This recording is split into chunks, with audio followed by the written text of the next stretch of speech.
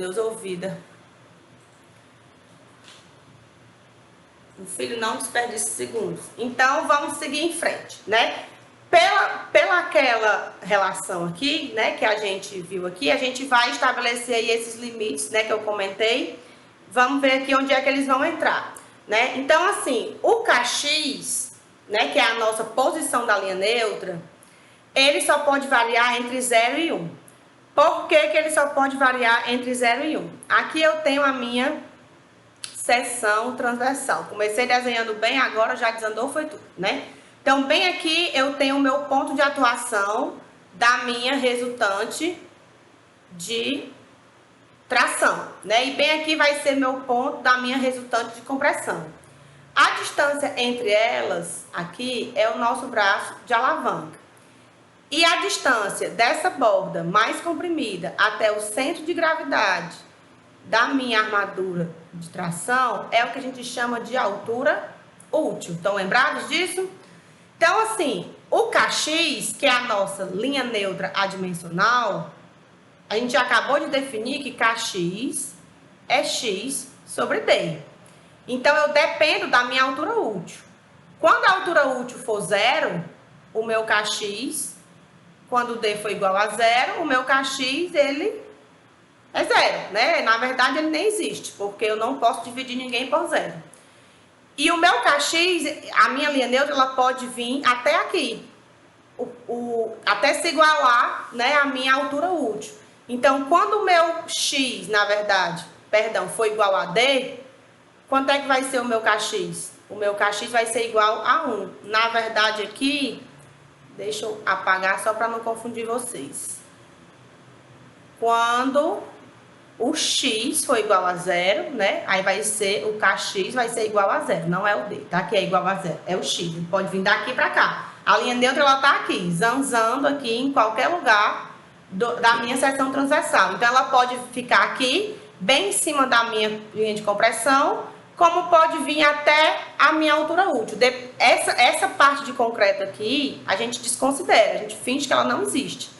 Né? Então, para o nosso cálculo, a gente só considera a altura útil. A gente desconsidera cobrimento, desconsidera o diâmetro da armadura transversal e também metade do diâmetro da longitudinal. Então, se a gente relacionar nessa equação aqui, 0,68kx menos 0,272kx ao quadrado, quando o kx for 0, eu vou ter um valor de kmd.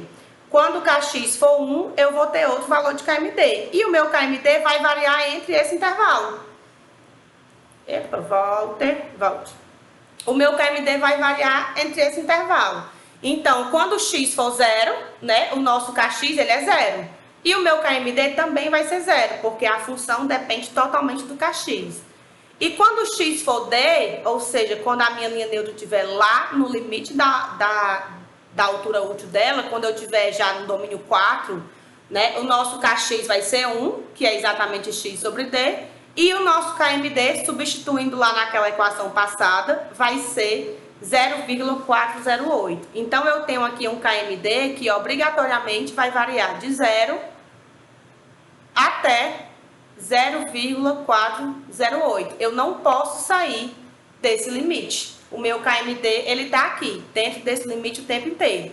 Então, essa é a grande vantagem. Eu tenho aqui um valor de momento, né? Porque isso aqui é o nosso momento fletor. A gente vai transformar o nosso momento nesse momento aqui. Então, o meu momento agora, ele vai variar de 0 a 0,408. Eu não vou ter mais qualquer valor que eu queira, né, para o meu momento. Eu vou restringir ali a minha zona de atuação. Então, os adimensionais, as fórmulas adimensionais, elas nos ajudam muito a resolver isso, porque ela restringe o meu problema. Ela facilita. Inclusive, se eu não encontrar um KMD entre esses valores, eu sei que o meu problema está errado. Tem alguma coisa ali que indica, né, que aquilo ali não vai estar certo. Ok? E aí, relacionando, né, o KMD com o kx, foi aquela dedução que eu fiz ali anteriormente, que dividindo o x pelo d, né, que aí vai ser 1,d, que multiplica 1,25, 19174, menos, raiz de 0,425, menos md, bw, d2, fcd, Dividindo essa galera aqui por D, ó, a gente tem o KX, né? KX, que é X sobre D, então tem 1,25 menos 19174, raiz 0,425 menos o nosso KMD, que é isso aqui que a gente já definiu, que é um adimensional. Beleza? Podemos prosseguir? Ai, meu Deus, esse tablet fica só desligando. Não desliga, eu preciso do meu tempo. Podemos ir? Ok? Tranquilo? E para calcular o nosso braço de alavanca adimensional, né, que é o nosso Z, é bem simples. A gente sabe, né, a gente lembra que o nosso Z é D menos 0,4x. Se Z é igual a D menos 0,4x, e o Z, qual é a unidade do Z? Não é metro? Se eu tenho que cancelar essa unidade, se eu tenho que transformar isso aqui num adimensional, então também vou dividir o meu Z por D. Né? Na hora que eu dividir por D, Z sobre D, eu vou ter o meu KZ. E aí eu vou ter D dividido por D menos 0,4x dividido por D. Então, o nosso KZ vai ser igual, D dividido por D é 1, 0,4. E quem é X sobre D? X sobre D é o nosso KX. Então, eu consigo encontrar aqui o meu KZ através de todas essas expressões. E aí, finaliza. Eu tenho as minhas três grandezas adimensionais, né? Eu tenho as minhas três grandezas adimensionais bem definidas. O momento adimensional, que é o KMD, MD, BW, D ao quadrado, FCD. Eu tenho o meu KX, que é a fórmula maiorzinha, né? Menos 19174, raiz de 0,425, menos o KMD. E eu tenho, a gente vai ter aqui o nosso KZ, que é 1 menos 0,4 KX. Com isso daqui, a gente vai conseguir encontrar a nossa área de aço, né? São essas três fórmulas que a gente tem que trabalhar agora a partir de então. Com isso aqui, a gente consegue montar uma tabela e calcular também nossa área de aço, tá?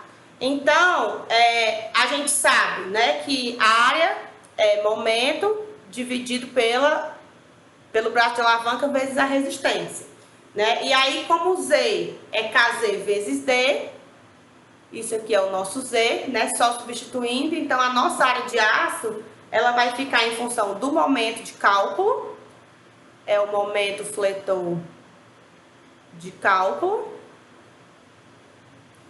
O FS é a tensão de escoamento do aço, que aqui no caso está só como resistência, né? A gente vai já transformar ele para CA 50 ou 60. E o KZ aqui é o nosso braço de alavanca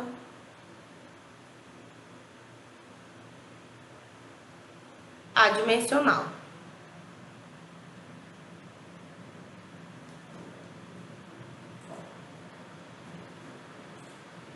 Epa, volte. Tranquilo até aqui? Espera aí só um minuto.